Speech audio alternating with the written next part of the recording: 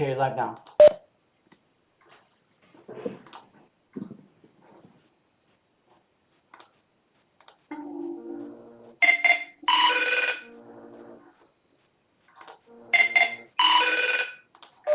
Okay, live now.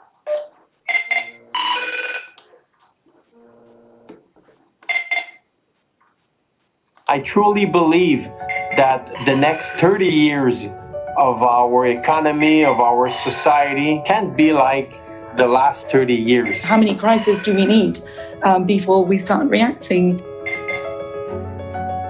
I truly believe Sustainability means survival in the long run for every institution. I don't see a world doing business or a bank doing business in the future without considering the importance of sustainability. The answer is very straightforward and simple. You can't change anything unless you change yourself. You have to share the same values and strategies to be able to do the business that you're doing. If we want to achieve society's goals, we need to think beyond traditional banking. This movement is showing the world that you can be a good entity that's supporting good communities and still be financially sustainable. There's actually real power in working with each other to support each other to drive change together.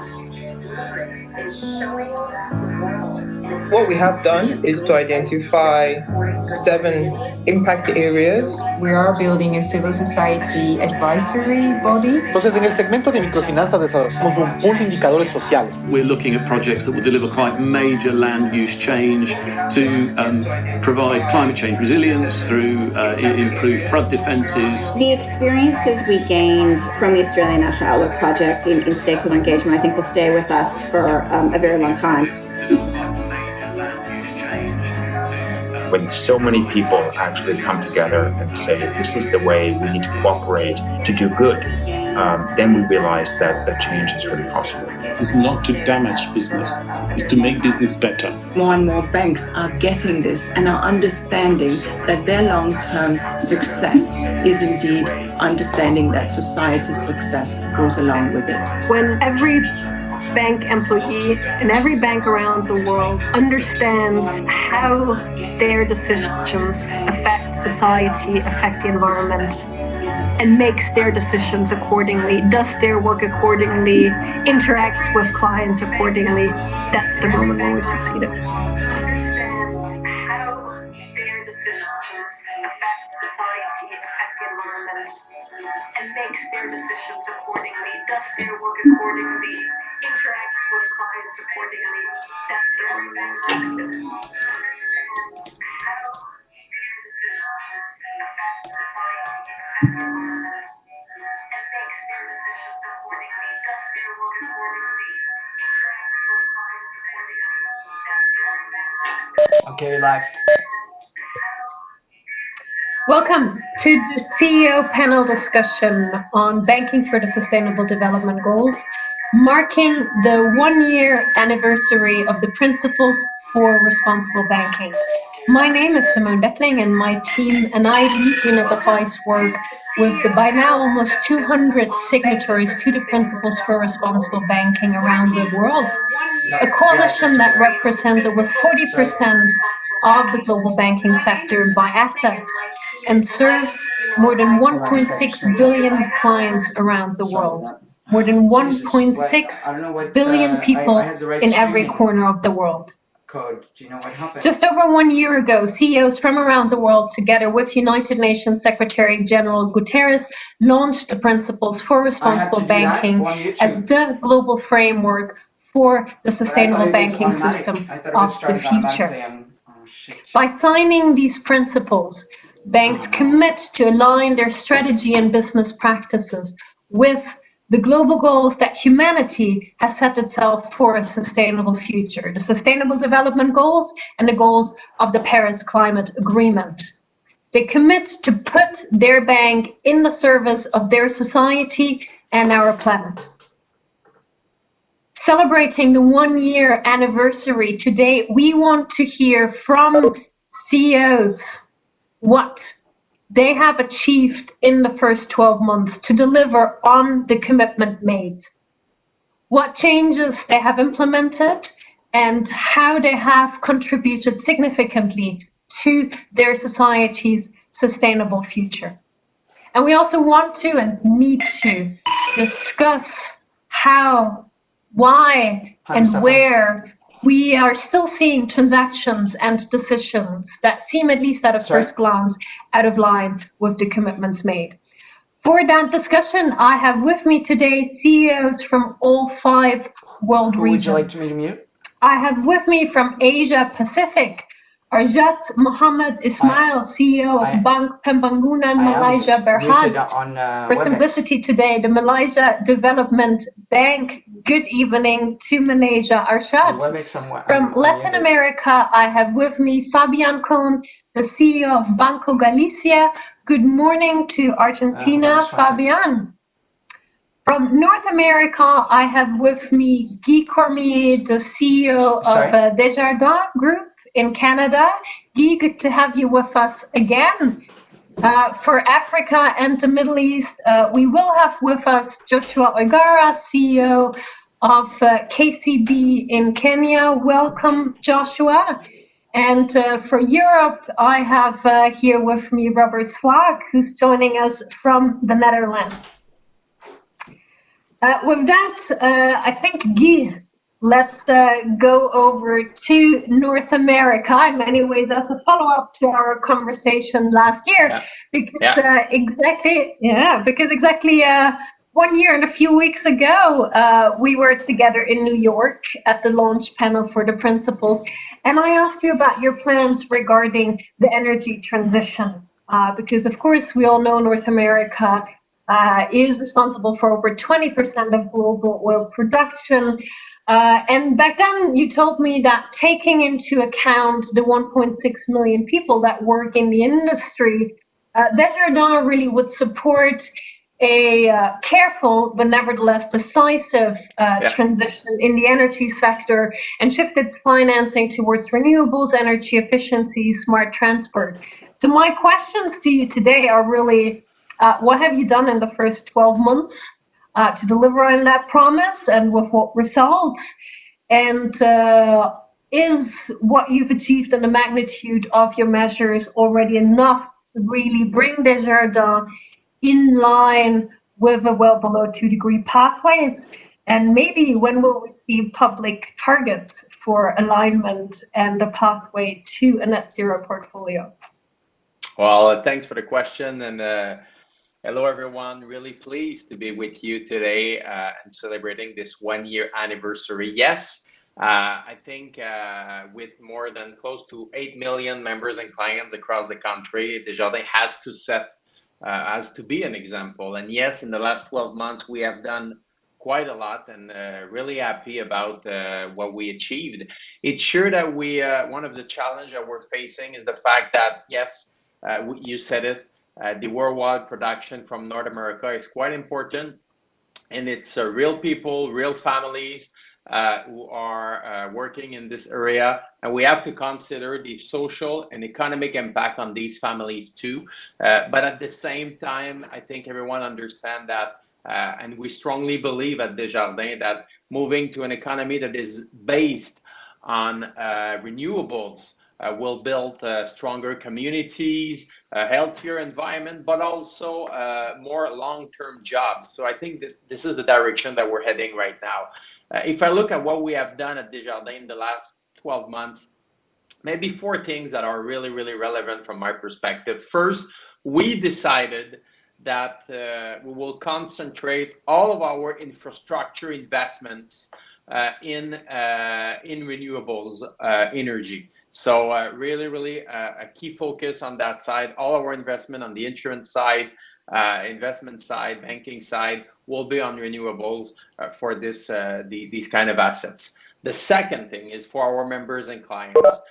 We decided to make it easier for them to choose responsible investment products and lead by example by let's say creating a comprehensive range and a responsible investment funds that are oil production and pipeline free.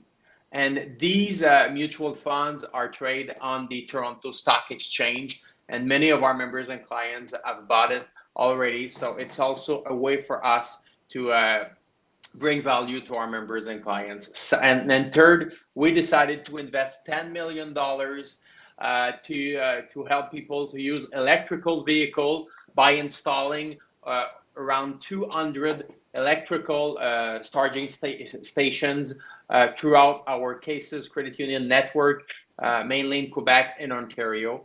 And the fourth one is, from my perspective, the most, let's say, relevant one, or at least structural one, is to increase our ESG steering committee to ensure that cross-sector in the whole organization, we will apply all our commitment and all our strategies. And as an example, we decided in the last 12 months to phase out from thermal coal and also from tobacco. So it's sure that from our perspective, signing the principles for us didn't necessarily change where we were heading or what was the target, but I think it changed the pace, it changed the velocity, and how much rapid we want to be in the industry. So in the last 12 months, quite few initiatives that we have made, and I think the 48,000 employees at Desjardins are quite really committed regarding the principles. Thank you very much, Guy. And I think quite interesting that you're stressing the importance of bringing along your clients with specific products so they can be part of the transition, and also bringing along your internal structures and your employees. I have one follow-up question, and it relates a little bit to what your fellow Canadian, Mark Carney, said earlier today. And that's about really needing change, systemic change across the whole industry, which is, of course, what the principles are all about. Now, Canada is one of the countries where many of the large banks are still hesitating to sign the principles, and with that fully commit to aligning their portfolios with a well below 2 degrees pathway. What do you think needs to happen to change that? Sue?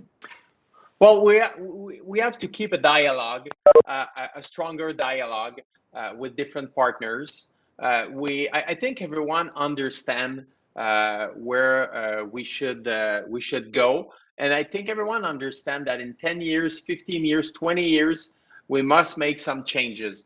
But from one institution to another, I feel that the urgency is not maybe the same, or the pathway to reach the goals are not the same. So I think we must continue to have strong dialogue, be sure that we are really transparent with what we're doing. Actually, at Desjardins, the oil investment or the oil industry represent less than 1% of our portfolios. So we have to be transparent as financial institution. So more and more stakeholders will ask questions, will want to, let's say, not disclosure, but will ask for some plan to see how the financial institutions are transiting from one economy to another, and be sure that we keep the right pressure to have a balance where in the next few years we see more commitment and more people that are committed, more financial institutions in North America and in Canada that are committed to at least have a plan,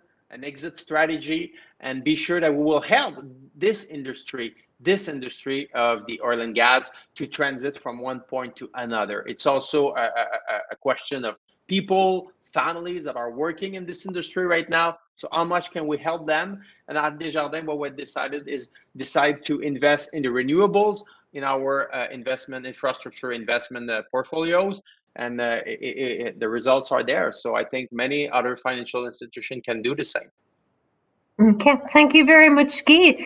And staying with the climate alignment topic, Robert, how well on track is ABN AMRO with regards to achieving alignment of its portfolio with a well below 2 degree pathways?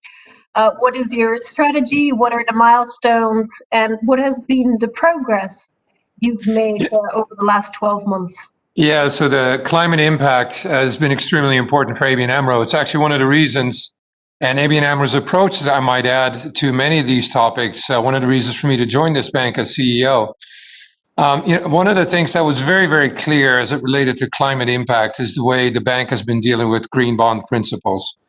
We've had a leadership position for many years in that area. We were the first bank to issue green bonds, and we will continue to do so. And it's fascinating how we are now very closely working together with many of the large international banks on green bonds. And I know, coming from the industry in a different perspective, this has been a discussion for quite some time, and it's actually been fascinating to see how the community comes together.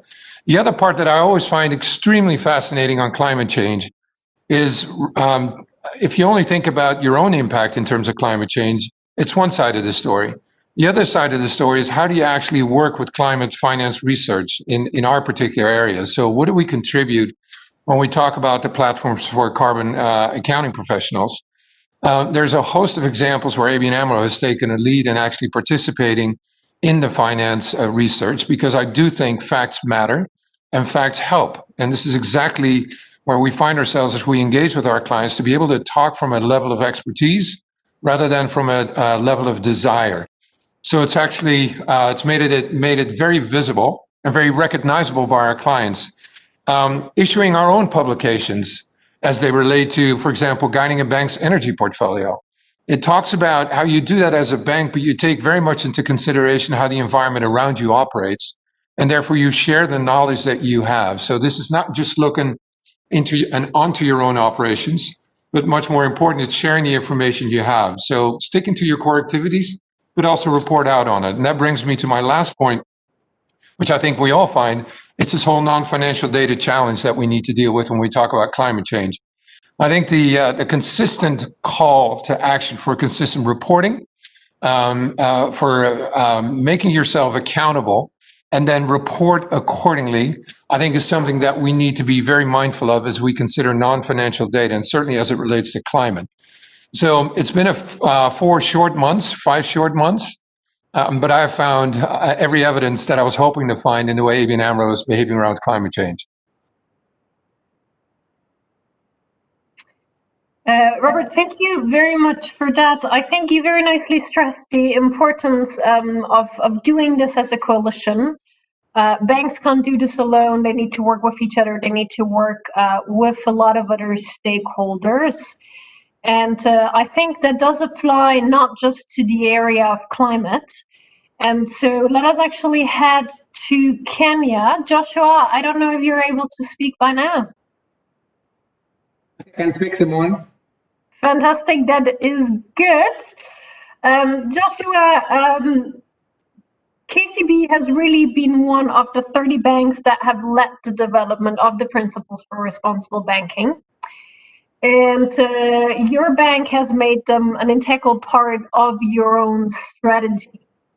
From your experience, how have the principles really enabled you to better serve your Kenyan society, and especially disadvantaged groups within that society? And how has this actually translated into business opportunities and growing customer base for KCB? So thank you, Simone, for the questions, and thank you for having me today. We operate across the region, not just in Kenya, but we operate in East Africa. So at 6 countries, in addition to the Republic of Ethiopia, where we have a rep office. And I've been here for a long time as a CEO, now in my 8th year. And we've been doing, so I'll speak on 2 areas today, largely on financial inclusion and also on capacity building, and maybe touch on just climate adaptation. And as you know, perhaps, Simone, there is a lot of values here on people with disabilities, women especially in our businesses, and extending credit on digital platforms in our markets. So we've been on the forefront of that for a long time. Kenya is known as the global innovator for mobile money, with a platform like M-Pesa, which is quite well known across the world. So today we have, in addition to 2 million additional clients since we started this program a year ago. So there is quite some activities going on from the population, and not just in terms of access, but we're also providing, extending loan facilities, what we call microloans, nearly $250 million in the last year. has gone into vulnerable groups, people living with disabilities, youth and women. So overall, we've seen acceleration and we've seen value created by adopting the principles. And on capacity building, we've been working very closely with all our staff. We have access of 7,000 strong resources, the region. So we are doing gender intelligent relationship management. We work very closely with the World Bank on this. And we've seen more and more women in small businesses in the region. And that has been exciting for us. So I would say that overall the approval rates are higher. We've seen nearly a 4x growth on approvals in terms of women businesses in our markets. So overall, it's a deliberate positive aspect. We have new policies at the board level for gender and financial inclusion, stakeholder policies, and sustainability. And finally, Simone, we are now in the process of seeking accreditation for the Climate Fund globally to be able to push our green lending portfolio. And we are targeting nearly $200 to $300 million annually on lending in this area. So I would say overall, we see, despite the challenges of COVID today, Simone, it's been a net positive for our institutions so far. Thank you. Thank you very much, Joshua. Fourfold growth in loan disbursement to women. If that's not a business opportunity, that is really fantastic to hear. And let's see if in Latin America we can understand similar win-wins between really offering opportunities to various societal groups and growing the business. Fabian, Latin America does suffer from very high levels of inequality. Argentina is not an exception there. Also, Latin America hosts some of the most biodiverse, some of the most precious ecosystems we have left in the world, unfortunately in decline. It would be great to hear from you how Banco Galicia has been using its products and services to help your society address those key challenges and what results you've achieved so far. Fabian, you need to unmute. Good morning. It's early in the morning here in Buenos Aires, Simone. It's 8 a.m. So I'm pleased to join you for this first year anniversary. Well, in the first place, the principles allowed us to deepen our sustainability-oriented management. We improved the work which had begun some years ago. During these 12 months, we focused on aligning the business strategy and in particular the strategic indicators to the principles. We focused on the preliminary analysis of impacts according to the capitals of integrated reporting framework. I would say in second term, they enabled us to take a further steps toward consolidating key performance indicators and objectives that we manage every day to become a more profitable, efficient, and sustainable financial platform. And last but not least, there a great impact in the bank work. For example, we focused on designing financial products with social and environmental impact. As Robert mentioned, with green bonds, we issued a green bond. We were the first financial institution in Argentina to issue a green bond, which marked our commitment to finance projects with a positive impact on the environment. This bond was subscribed by the IFC, and the proceeds from Banco Galicia's bond are supporting energy efficiency, renewable energy, and sustainable construction projects, among others. If we make a calculation of this project, this would reduce greenhouse emissions in Argentina by about 157 metric tons of CO2 per year. That would be roughly the equivalent of taking more of 33,000 cars off the road. So we are very happy with that. Regarding impact financing, let me give you some examples related to that.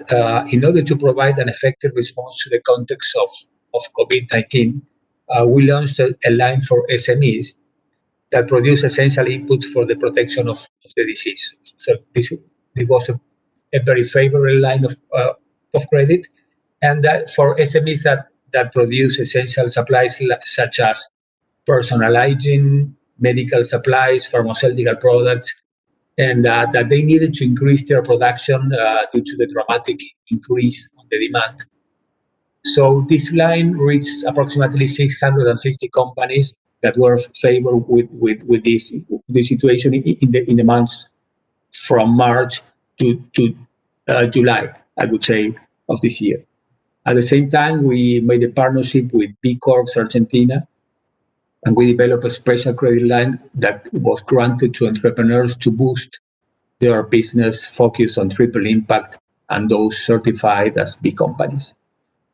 Regarding financial inclusion, let me mention rapidly a few examples. Joshua mentioned electronic money.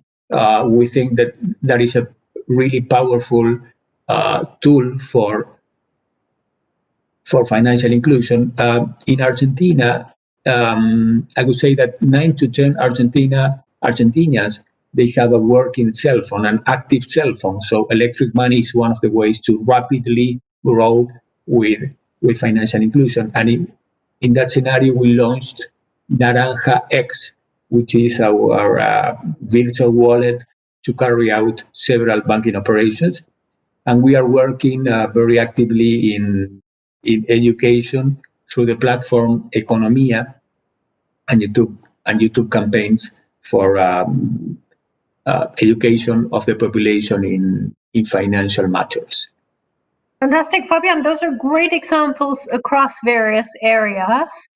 Let's maybe see how this corresponds to realities in Asia Pacific. Arshad, the Malaysia Development Bank is a more recent signatory than all the others here on the panel. And as such, of course, first steps are really to understand how your bank's operations, how your bank's financing for the real economy relates to key challenges in your country, to really understand what your impacts are, and then to get that knowledge into your decision-making processes. And that's something you've been focusing on in this first year. It would be great to give us an idea of what exactly you've done, what the results and conclusions are so far, and how you think or expect this will change your financing decisions and the way you engage with your clients going forward. Arshad, you'll need to unmute.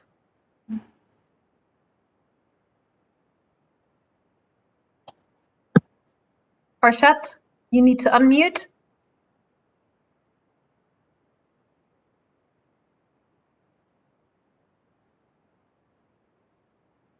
You hear me? Yes, now we can hear you. Thank you, Simone. Good evening from Kuala Lumpur, Malaysia. We are indeed a very new member. We were admitted in June of this year, and we are delighted to join this community of banks. Let me start by stating the obvious. Financial institutions are very influential entities, and we have the capacity to shape mindsets. And that's why we are sitting around this virtual table having this discussion. I'd like to share with you a couple of initiatives that we have undertaken here in Malaysia at the Malaysia Development Bank in line with the principles of responsible banking. We set up a sustainable development financing fund last year, and the size of this fund is 2 billion ringgit, or approximately $500 million US. And the objective of this fund is to support projects that promote any one of the 17 SDGs. So by design, the scope of this fund is quite broad. We didn't want to be too rigid in how we grant financing. And the take-up has been fairly encouraging. But of course, there's a lot more we need to do to increase the awareness among our customers and various sectors of the economy in general. That is just one initial initiative, But the more exciting initiative that I would like to share with you relates to something we implemented earlier this year, and that is what we call the Impact Assessment Framework, or MIND. We call it Measuring Impact to National Development. Now, what is this all about? We realized last year that it was one thing to grant financing to projects that were in line with one of the 17 SDGs, but how do we understand the kind of impact it will have on the environment, on the community, on the people? So we sought the help of the World Bank to develop an impact assessment framework. And the first question they asked us was, which of the 17 SDGs would you like to measure your projects against? And that was a question I didn't have an answer to. So we had to do an initial assessment. I asked the World Bank team to map the 17 SDGs against our portfolio as it then was, to determine which of the 17 SDGs would be most relevant.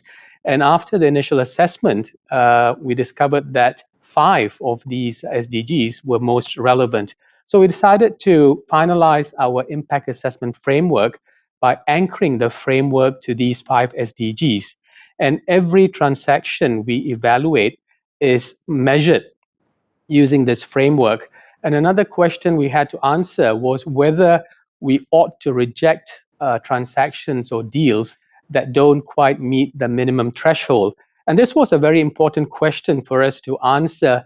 And the decision we made was that we would not reject automatically projects that didn't quite meet the minimum threshold. The score would allow us to make an informed decision, and we can then guide our customers to improve their scores over time. As I said, every transaction we evaluate and approve will be measured using this framework. And I'd like to, before I end, share with you 2 examples of such projects. These are projects we have funded using our Sustainable Development Financing Fund, and also measured the impact of using our impact assessment framework. One project relates to the construction of foreign workers accommodation with all the amenities, and another project relates to the development of a leachate treatment plant attached to a landfill. As we all know, the older landfills tend to be quite damaging to the environment. So we funded this leachate treatment plant to ensure that the leachate was treated in line with the applicable environmental guidelines to ensure that the landfill itself would not cause pollution to the surrounding areas. Fantastic. Arshad, I think a lot of learnings there in terms of really focusing on what's most important, the 5 SDGs that are most important to your society, around partnering with external actors. And a very interesting point you raised there around, should we reject some projects or should we work with the clients? And I think that's a discussion I would very much like to go into a little bit more deeply. There is fantastic work that has been done by signatories around the world in those first 12 months. At the same time, we've had civil society organizations repeatedly flag to us transactions, financing decisions that banks made that didn't necessarily seem in line with the commitments that banks have agreed to under the principles. And so it would be quite interesting to hear from a couple of you, why is this? What trade-offs are there in the background? And what sometimes really is the background for a decision to stay with a client in a transaction that the outside world might potentially criticize.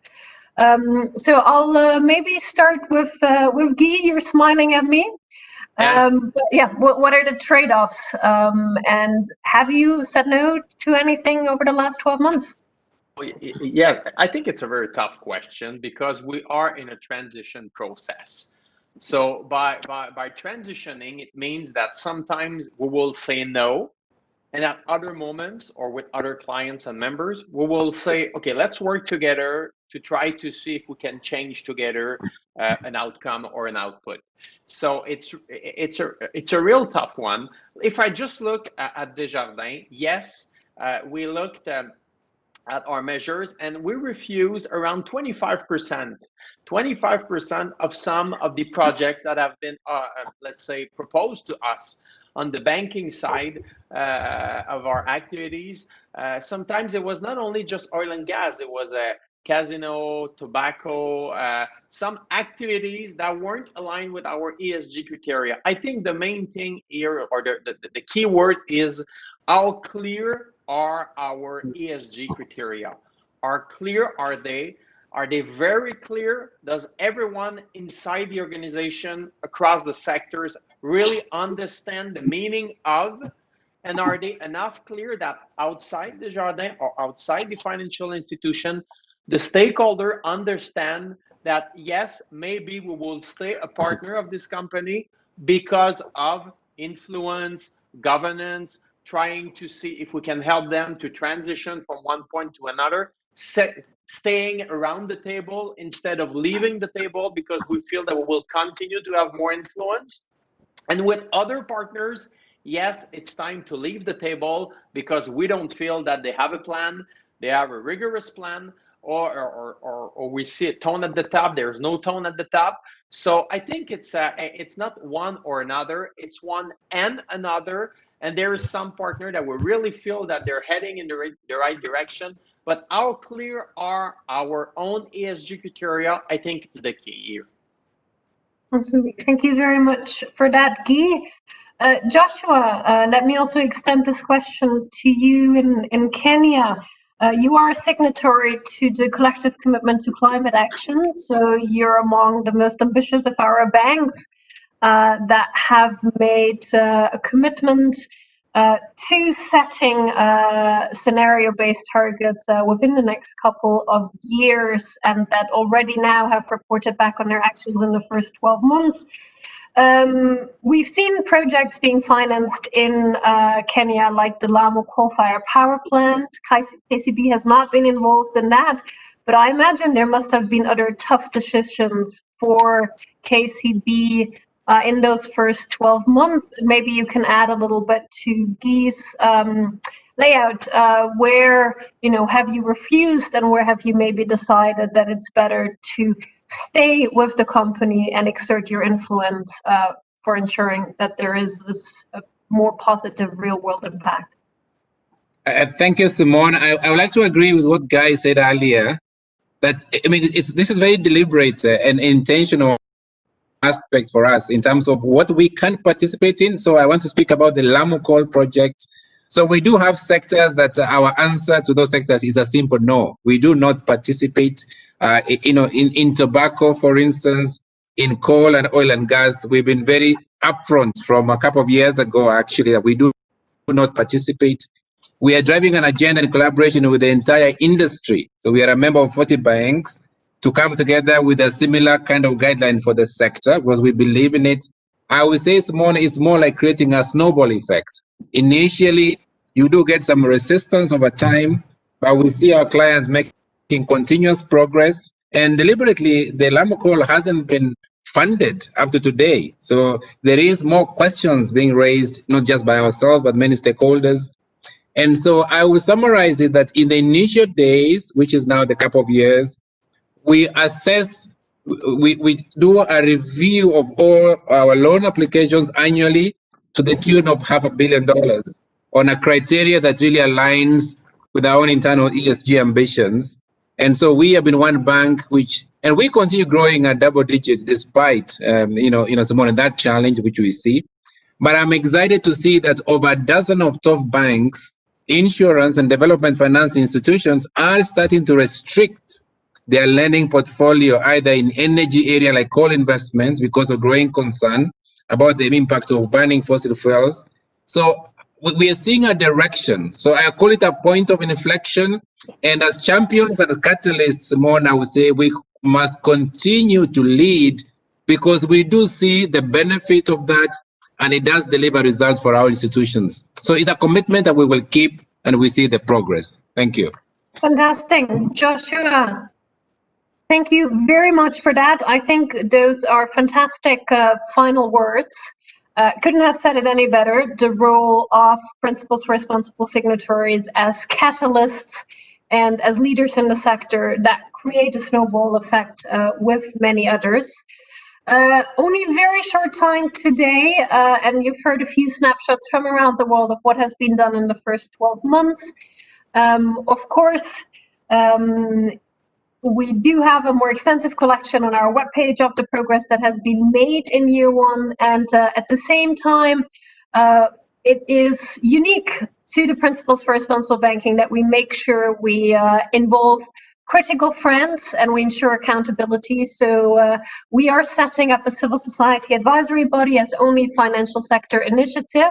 The call for applications has gone out last week, so we do encourage all civil society institutions in the audience to download the application from the webpage and apply for membership in that body. With that, big thank you to my panelists, to all of the 5 world regions. Thank you very much for joining us partly early in the morning and providing your insights to us, and have a good rest of the day or evening, depending on which region you're in. Thank you. Thank you. Thank you. Thank you. Thank you, everyone.